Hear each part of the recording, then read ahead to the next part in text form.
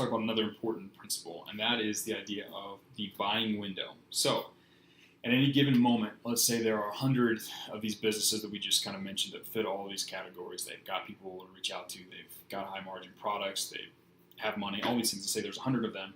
At any given time, only 5 to 10 of them are in what I call, or what is called, the buying window. And the buying window simply means that only 5 to 10% of any given audience are actively in need of or searching for the solution that you provide, right? So out of those people you're reaching out to, say there's 100, only 5 to 10%, 5 to 10 of them actually really are actively trying to find something to improve their marketing through like better copywriting and through better digital marketing. So we're not in the business of trying to convince anybody they need our services. Again, we're trying to find 3 to 4 clients who are going to pay you good money. And the best way to do that is to focus all of our time and energy on people who already know that they want something to solve this problem. They just don't know who should solve it or how to solve it yet. And then you show up and position yourself as someone who can help them solve it in a way that's really attractive to them, right? Sure, you could spend some of your time and convince some of the other 95% of people or 90% of people who aren't in the buying window to jump into the buying window, but it's a waste of your time. Your time and energy is best spent on the highest ROI activity, which is getting yourself in front of people who are actively looking for the solution to their problems, right?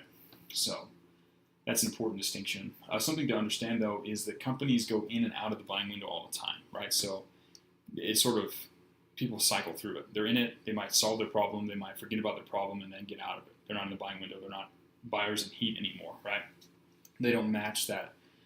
They don't actually have the desire to buy your product. They're not a high value or high probability prospect.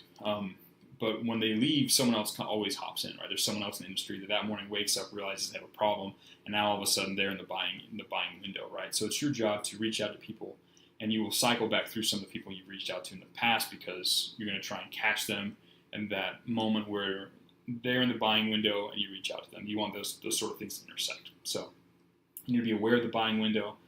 You need to be aware of only really working with or spending time and energy talking with people that you identify are in the buying window, right? So if you reach out to someone and they say they're not interested, they're not interested. They're not in the buying window. That's okay. We'll reach out to them in 6 months. So focus your time and energy on finding and identifying quickly who's in the buying window and who's ready to solve the problem. Don't try and waste your time convincing or converting someone to the idea of, hey, you should really do digital marketing. Like there are people that are trying to sell websites to barbers who don't have a website in 2022. That's a waste of your time. If a barber doesn't have a website in 2022, he's not in the buying window. He doesn't believe he needs a website. There's no point in wasting your time trying to convert him to the idea of having a website.